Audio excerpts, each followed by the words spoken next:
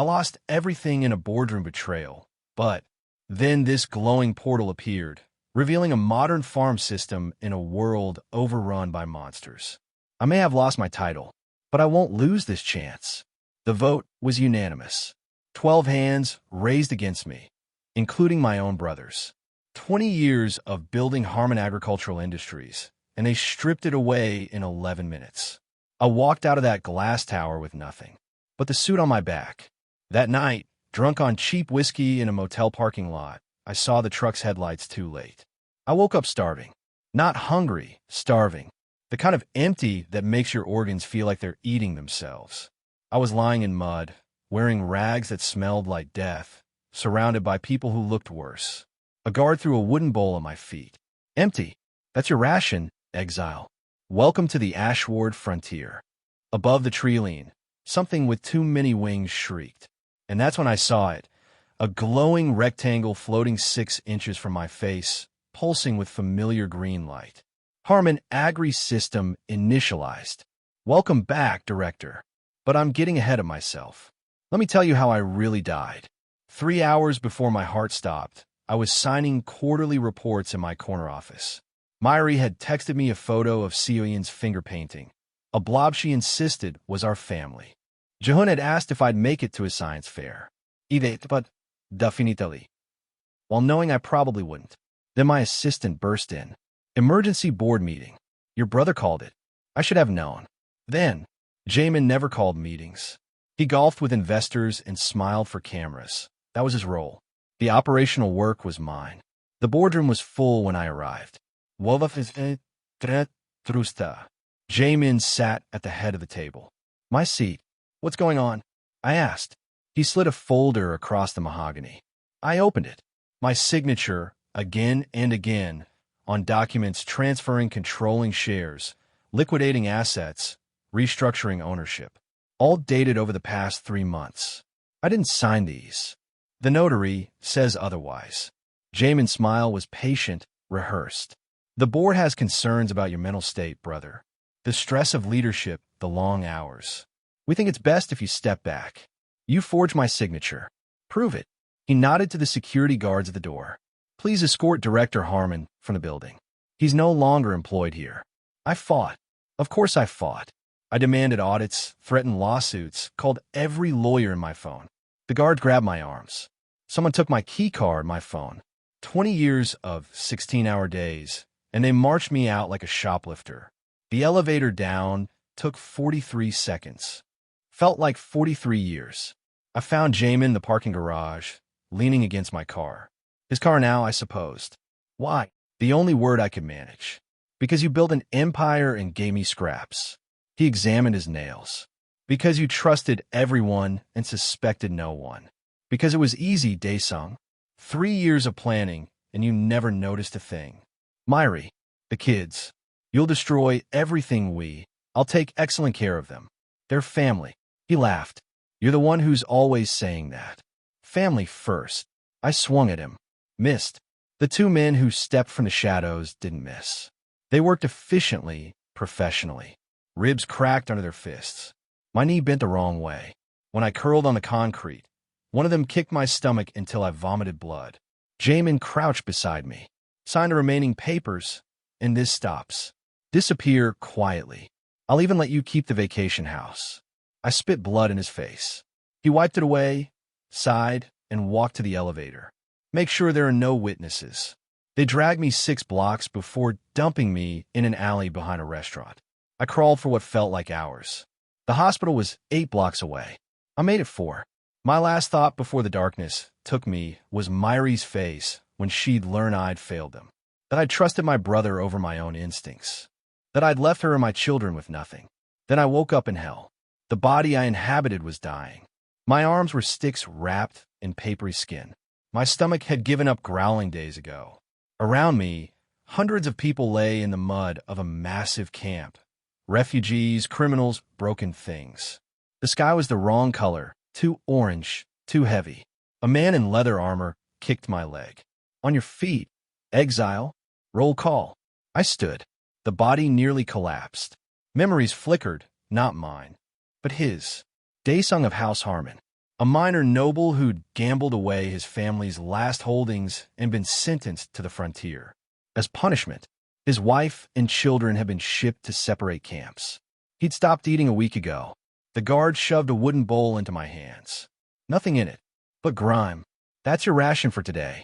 Welcome to Ashward, where your fancy name means horse dung. Above the treeline, something with too many wings shrieked. People screamed.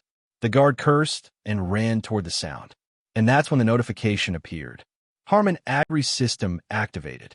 Previous user credentials recognized. YP balance, 0. DP balance, 0. Survival protocol engaged. I blinked.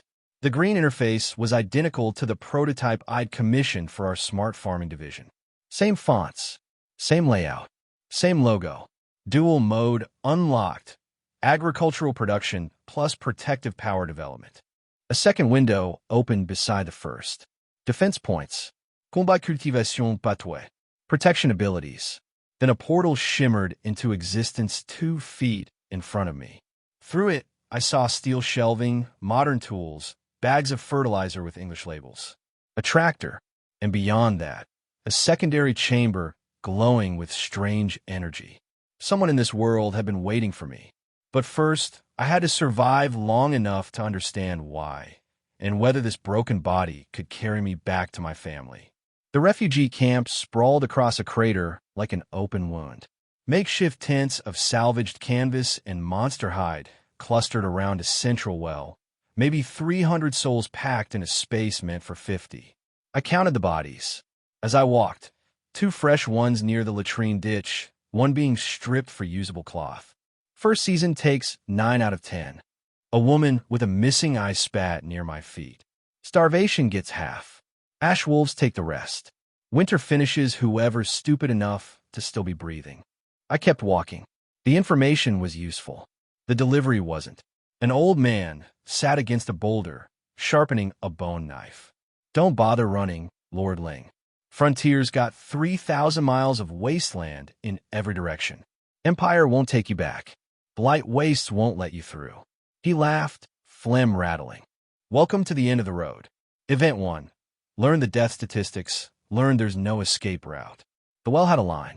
I joined it, watching the social dynamics play out. Who cut ahead, who stepped aside, who didn't bother trying. A pecking order. Dominance hierarchies form fast when resources are scarce. I'd seen it in hostile takeovers. Same patterns, different stakes. When I reached the front, I cupped my hands and brought the water to my lips. A scarred hand knocked it away. You want to die of gut rot before the wolves get you. The woman was maybe 50, iron gray hair, pulled back tight, hands covered in decades of frontier scars. She looked at me the way you'd look at a bug crawling toward flame. That well's been contaminated since the last rain. Surface runoff from the ash fields.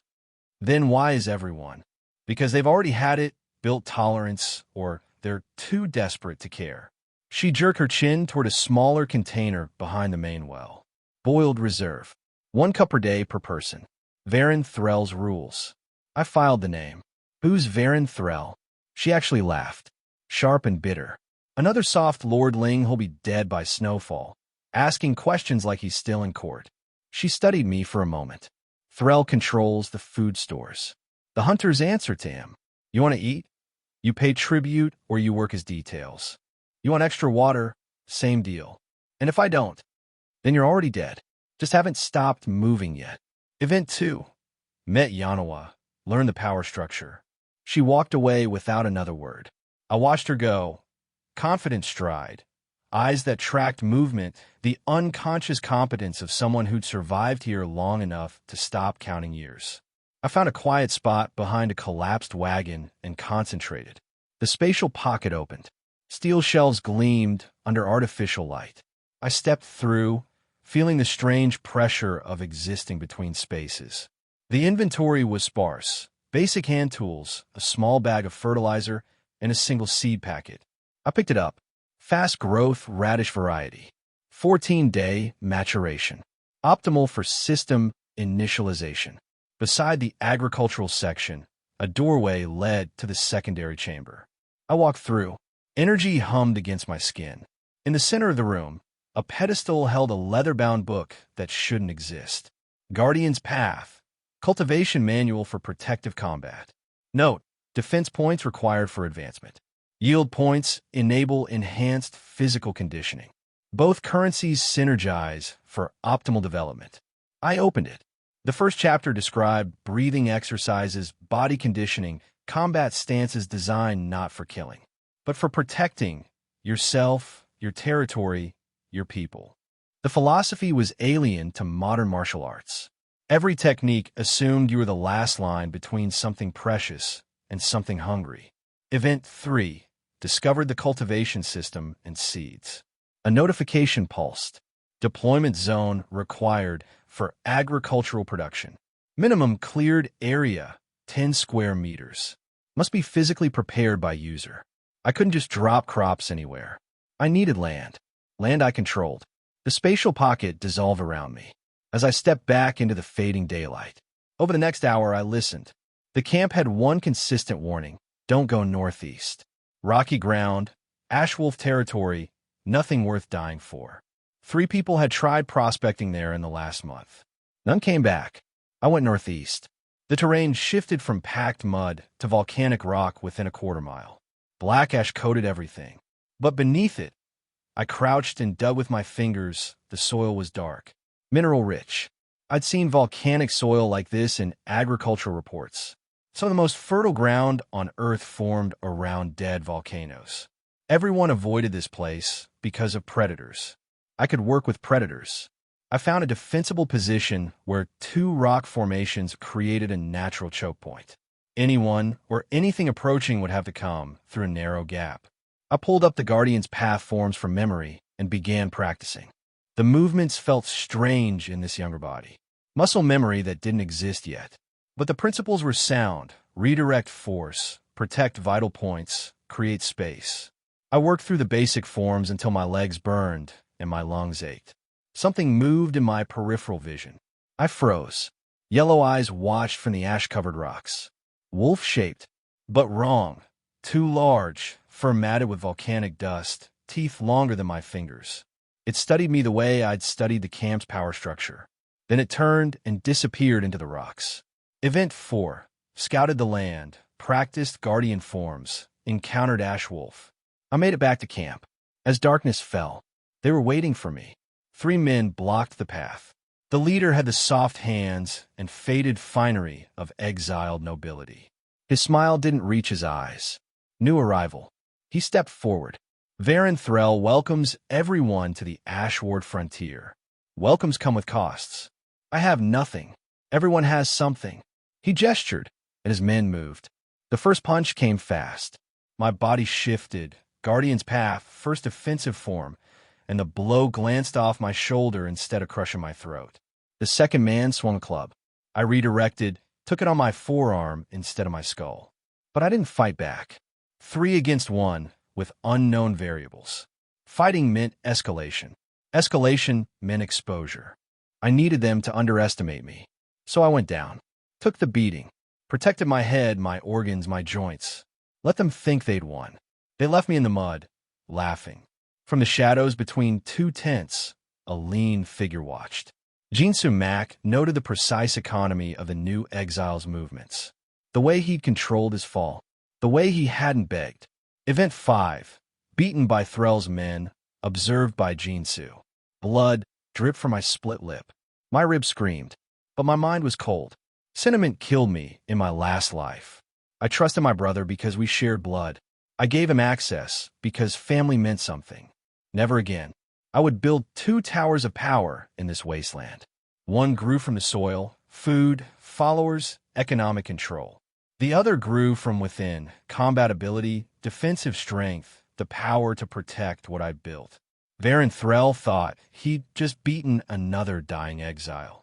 He'd actually just show me exactly where to aim. I filed my claim before the sun cleared the eastern ridge. The reclamation office was a rotting shack staffed by a bored clerk who hadn't seen actual paperwork in months. He stared at my request like I'd handed him a dead rat. The ash field? Plot 793. That's the one. He laughed. Actually laughed. Nothing grows there. The volcanic runoff poisoned that soil 2 decades ago. Even weeds won't take. Then you won't mind stamping my claim. Event 1. Legal claim filed under reclamation law. Word spread fast in the camp. By noon, Baron Threll had assembled his usual crowd of sycophants near the well, and I could hear his mockery from 50 meters away.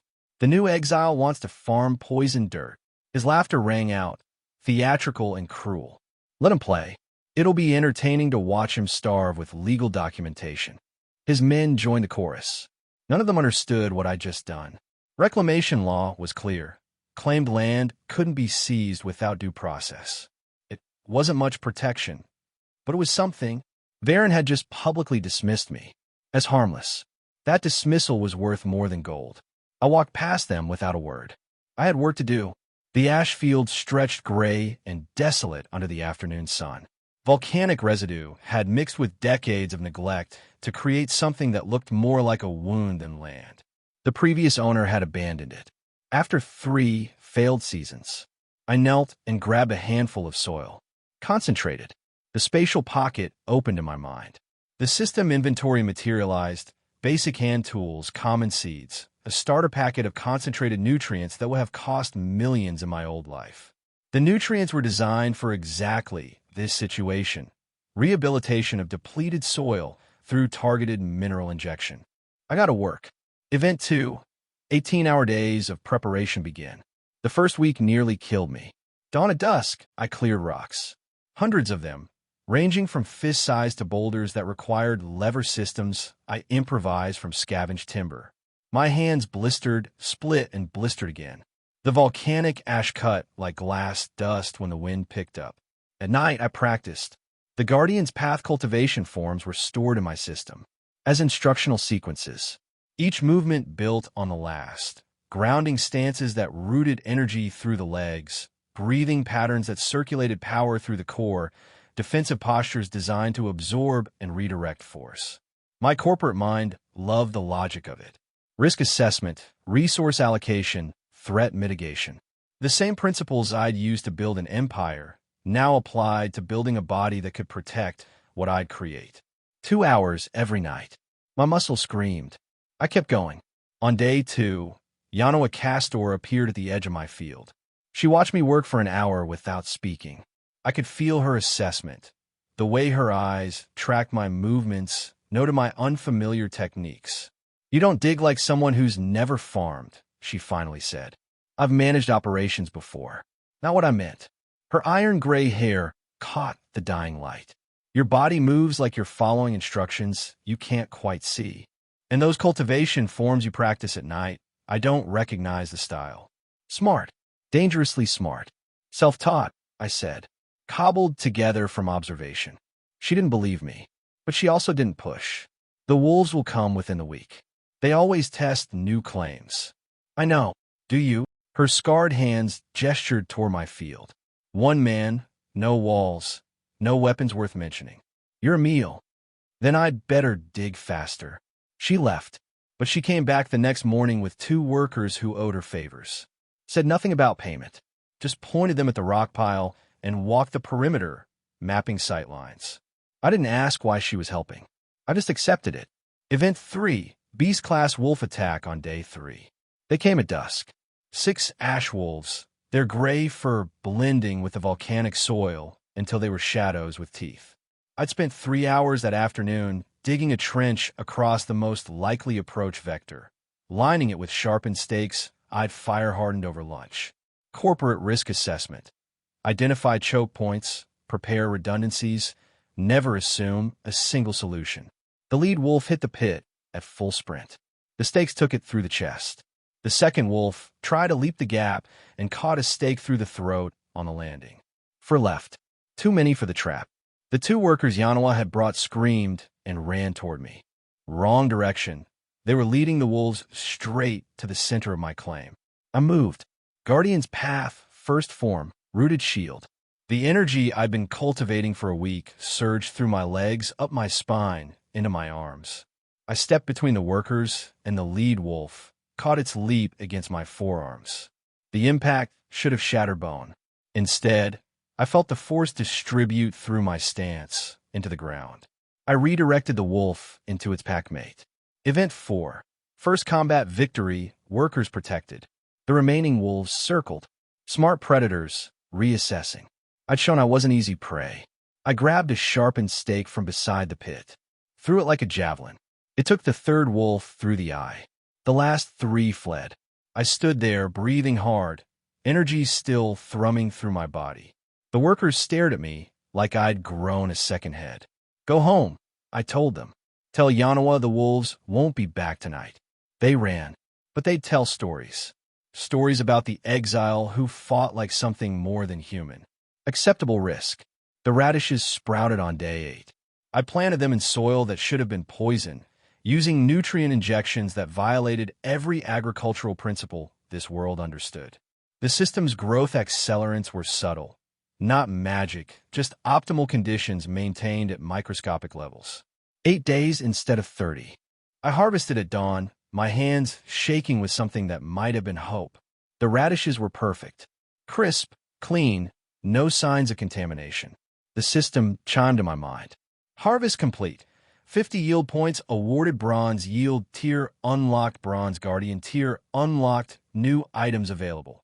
Greenhouse components, hybrid seeds, territorial barrier, event 5. First harvest, double tier advancement. I activated the territorial barrier immediately. A shimmer of energy spread across my claimed land, invisible to anyone without system access, but very real in its effects. Monsters would feel resistance at the boundary. Not impenetrable, but discouraging. I was building my towers, one crop at a time, one form at a time. Remarkable. Spoon. An elderly man stood at the edge of my field, leaning on a cane. Kind face, sharp eyes. He'd approached so quietly I hadn't heard him, and my danger sense hadn't triggered, which meant he wasn't a threat, or he was beyond my ability to sense. Counselor Arendrost. I recognized him from the camp, the old exile everyone whispered about, the one who'd once advised emperors. I was Imperial Agricultural Minister for 20 years, young man. He stepped closer, examining my radish rows with professional interest. What you're doing should not be possible. This soil is dead. Those growth rates are impossible. And yet, he gestured at the evidence before him. My hand drifted toward the stake of my belt. Relax. His smile was gentle. I'm far more interested in helping you scale it than exposing you. He met my eyes, and I noticed your cultivation forms are Imperial House techniques. Old ones. Forms that were supposedly lost during the Crimson Swarm. He tapped his cane against the soil. We have much to discuss, Mr. Harmon. My mind raced. This man knew too much. He'd seen too much. He could destroy everything I was building with a few words to the wrong people. But he could also be the key to everything. A partner with Imperial connections, agricultural expertise, political knowledge, someone who understood what I was trying to build and wanted to help build it. Greatest ally or most dangerous threat? Maybe both. I thought about my brother, about trust, about how sentiment had killed me once before. Then I thought about my family, sleeping in our tiny tent, about Jehun and Seoyan, who deserved a future, about the towers I needed to build, agricultural and defensive, and how much faster they'd rise with someone who actually understood this world. Calculated risk. I extended my hand. Then let's make it impossible together. 12 faces stared at me across the dirt. Hollow cheeks. Desperate eyes. The kind of hunger that makes people do terrible things. Here's the offer, I said. Work my fields. Eat what we grow. Equal shares for everyone, including me and my family. A woman with a missing finger laughed bitterly. Equal shares, right? Until you decide noble blood deserves noble portions. You'll see at dinner tonight. I pointed to the rows already sprouting green. No questions about my methods. No complaints about the work. You eat what you earn, and you earn by showing up. They joined. All 12. Hunger makes the impossible look reasonable. Manhwa watched from the edge of the field. As I distributed lunch, the same portion to every worker, the same portion to myself, the same portion to Jehun, who had insisted on helping carry water. Her weathered face showed nothing, but her eyes tracked every movement. You actually eat with them, she said when I approached. Food tastes the same whether you're standing or sitting on a throne. That's not how nobles think. I'm not a noble anymore. I'm an exile who happens to know how to grow things. I gestured at the expanding cultivation. I need someone who knows this frontier.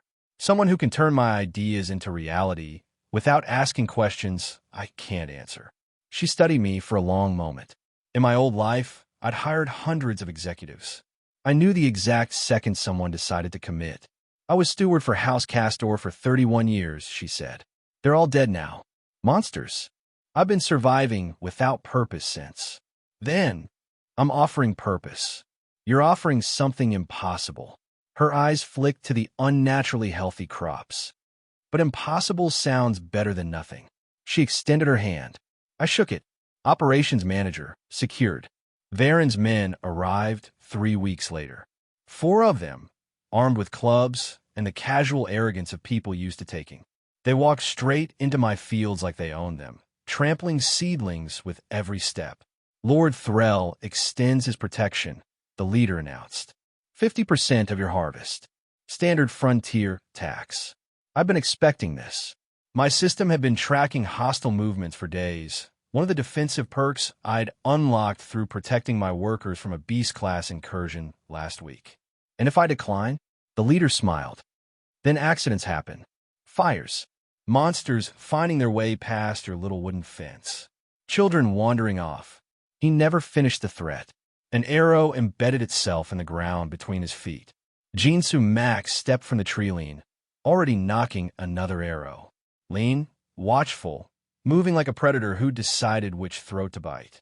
The answer is no, Jinsu said. Leave. The leader's face twisted.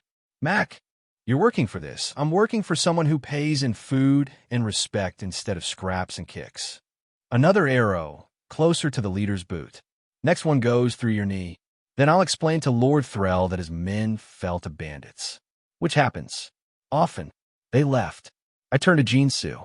After they'd retreated beyond sight. I offered you a job 2 days ago. You said you'd think about it. I thought about it. He shouldered his bow. Varen uses people until they're empty. Then throws them away. You fed that sick refugee child yesterday. The one who couldn't work. That's not calculation. You actually care. A pause. Also, you're going to win. I'd rather be on the winning side. Brutally honest. I respect that. I extended my hand. Head of security. You protect my people. You train them to protect themselves. And you don't ask how I know what I know. He shook. Deal. That night, I showed him the first form of protective cultivation, channeling spiritual energy to strengthen the body's natural defenses. His eyes widened as warmth flooded his muscles.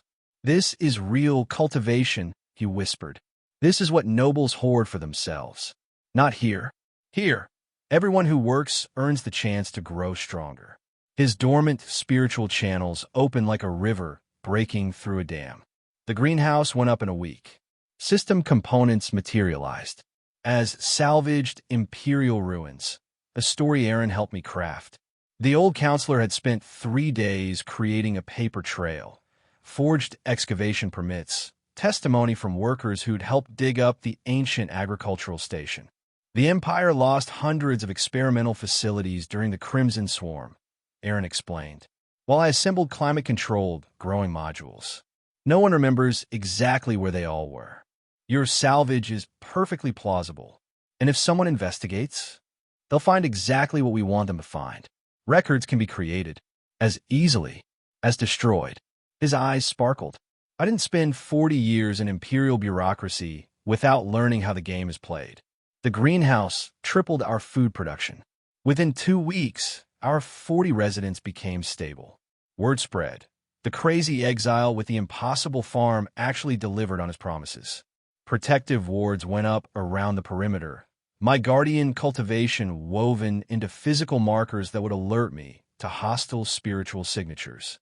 Another ability I'd gained through accumulated defense points. Each monster repelled, adding to my reserves. I started teaching basic cultivation forms to every worker who wanted to learn. Most had latent spiritual potential crushed by years of malnutrition. With proper food, proper rest, proper instruction, they began to awaken. The water turned brown on a Tuesday morning. Poison, Aaron said grimly, testing a sample with methods I didn't recognize. Blight-touched, nightshade concentrate. Someone contaminated your irrigation source. 3 workers had already drunk from the stream. 2 were vomiting violently. The third, a young man named Gahan who joined us just last week, lay convulsing, foam flecking his lips. His organs were failing. I could feel it through my defensive senses, the corruption spreading through his body like fire through dry wood. Hold him down, I ordered. My cultivation surged. Not healing. I didn't have that ability yet. But protection. I wrapped spiritual energy around his vital organs, creating barriers against the toxin spread. It wouldn't cure him, but would buy time. Where are those purification tablets? I muttered, reaching into my spatial pocket. The system registered the threat to my settlement, and defense points ticked upward even. As I worked to save Gahan's life. Clean water. Activated charcoal. Brupe hydration. 2 hours later, he was stable. The other 2 recovered fully. But Gahan would carry damage for the rest of his life. Diminished lung capacity, weakened heart. A permanent reminder of what Varen was willing to do. The tribunal convened in the center of camp. 200 refugees gathered, desperate for any break in the monotony of survival. Varen stood in fine clothes, somehow still pristine. After 3 years of exile, his smile was a weapon. This man practices witchcraft, he declared, pointing at me. His crops grow too fast. His people recover from illness too quickly. He consorts with blight entities. There can be no other explanation. Murmurs rippled through the crowd. Fear, suspicion, the familiar tools of demagogues everywhere. He must be stripped of his reclamation claim, Varen continued. His land redistributed to proper leadership.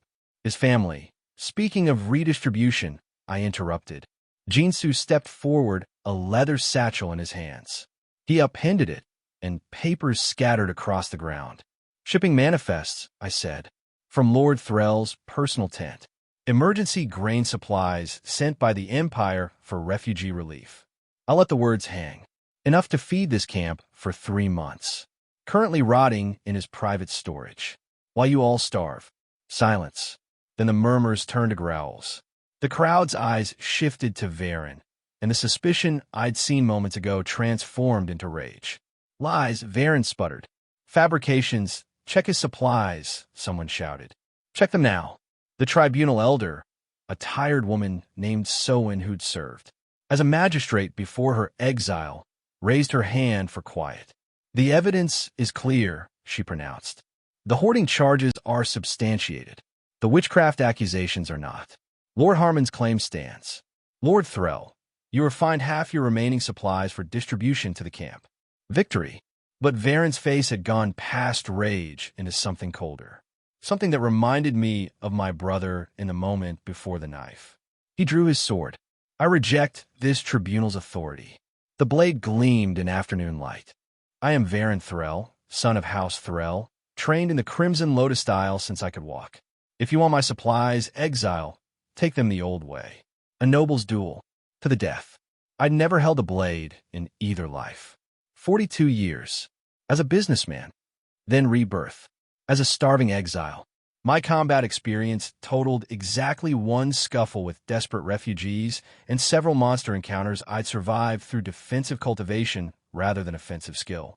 But I'd also spent every night for the past month training my body. Accumulating defense points, learning to channel protective energy in ways I was only beginning to understand. And I died once already. I accept. The crowd gasped. Myri's face went pale. Jehun grabbed his mother's hand. Varen laughed. You can't even hold a sword properly. This will be over in seconds. Maybe. I raised my hand to my chest, feeling my guardian cultivation pulse with readiness. Something had been building there for weeks. Power I hadn't fully tested, abilities I hadn't needed to use. I've died once already, I said, and my voice carried across the silent crowd. You'll have to do better than that to scare me. Dawn broke over the ash fields like a blade drawn from its sheath. I stood in the center of the irrigation clearing I'd built 3 weeks ago. The channels around us held just enough water to make the ground treacherous, if you didn't know exactly where to step. Varen circled me with the lazy confidence of a predator. His rapier caught the first light. You're not even trembling. Either you're braver than I thought, or stupider. I ran a company worth 3 billion won, I said, settling into the defensive stance I practiced every night in the spatial pocket. I faced worse than you in board meetings. He lunged. The rapier came faster than I'd anticipated. Noble houses trained their children from birth, and Varen had clearly retained that muscle memory. But my guardian cultivation pulsed the instant I recognized lethal intent. Energy flowed to my chest, my throat, my vitals. His blade scored my arm instead of my heart. Blood splattered the muddy ground. The crowd gasped. Myri's hands flew to her mouth. First blood, Varen announced, already resetting his stance. This is embarrassing. I expected at least a few minutes of entertainment. He came again. 3 quick thrusts aimed at crippling rather than killing. He wanted me helpless, wanted to humiliate me before 50 witnesses. I let 2 strikes land. My side screamed. My thigh buckled. But I'd spent decades reading opponents across negotiation tables, predicting their moves by the tension in their shoulders, the direction of their eyes. Hostile takeover tactics translated surprisingly well to combat. Varen's third thrust overextended. Exactly. As I planned, I stumbled backward toward the irrigation channel I dug last week. The one I'd told everyone was for drainage. Running won't save you, Varen laughed, following. His boot hit waterlogged soil. His perfect stance faltered. I'd grabbed the hoe before consciously deciding to move. Guardian energy flooded my arms. As I swung, not at his body, but at his sword hand, the crack of shattering bone echoed across the field. Varen screamed. The rapier tumbled into the mud. He clutched his ruined hand to his chest, staring at me with genuine shock for the first time since we'd met. How to rein advantage, I said, breathing hard. Blood soaked my shirt from 4 wounds. I've been building this settlement for weeks. You thought I was just planting vegetables. The crowd stood frozen. This wasn't how noble duels ended. Peasant tools didn't defeat trained swordsmen. Except when they did. I pressed the hoe's blade against Varen's throat. 1 push, and I'd be rid of him forever. Do it, he hissed. Prove you're just another killer. I thought of my brother. The betrayal that had destroyed everything I'd built. How easy it would be to become exactly what I'd escaped. No, I said, pulling the blade back. You have 2 choices. Leave the frontier permanently. Walk toward the empire with nothing but the clothes you're wearing. Or stay here, as a laborer. Learn what it means to build something with your own hands. Varen's face contorted. You can't be serious. I spent my whole first life accumulating power for people who threw me away the moment I became inconvenient. I crouched to meet his eyes. Strength without purpose is just tyranny. Choose now. The silence stretched. Then Varen laughed. A broken, hollow sound. You're insane. But I'm not becoming some farmer's apprentice. He stood on shaking legs, cradling his shattered hand, and walked toward the distant mountains without looking back. His followers, 6 men and women who'd arrived with him, watched their leader leave. Anyone else want to follow him? I asked. 3 of them knelt. The other 3 ran. Counselor Aaron hobbled forward with documents he'd apparently prepared overnight. Reclamation law requires witnessed combat resolution and formal declaration of holder status. Sign here. The pain hit properly. As I took his pen, my body was screaming, but I wrote my name in blood-smudged strokes. Daesung Harmon, holder of Ashward settlement. Something shifted in my chest. Not just the rush of victory, something deeper. My system notification pulsed. Silver yield achieved. Hydroponic modules unlocked. Silver Guardian achieved.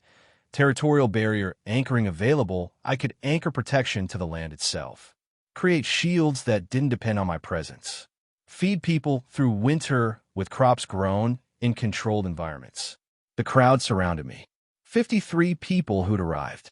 As strangers who'd worked my fields and survived on my yields, now looking at me like I was something worth following. Myri reached me first. She didn't say anything, just pressed her forehead against mine and breathed. "We need to treat those wounds," Yanowis said, already pushing through with medical supplies. "And then you need to explain what the hell that fighting style was, because I've been in the frontier 30 years and I've never seen anything like it." "Trade secret," I managed. She gave me a look that promised this conversation wasn't over. The week that followed was chaos. Incorporation paperwork. Settlement boundaries officially marked. Aaron establishing formal cultivation training for everyone with the aptitude, something I could finally admit to, since Guardian techniques weren't my system's exclusive property. On the 7th day, I planted a fruit tree. The sapling was absurd, a luxury no frontier settlement had ever managed to sustain. But my system had unlocked growth accelerants, and I wanted to prove something.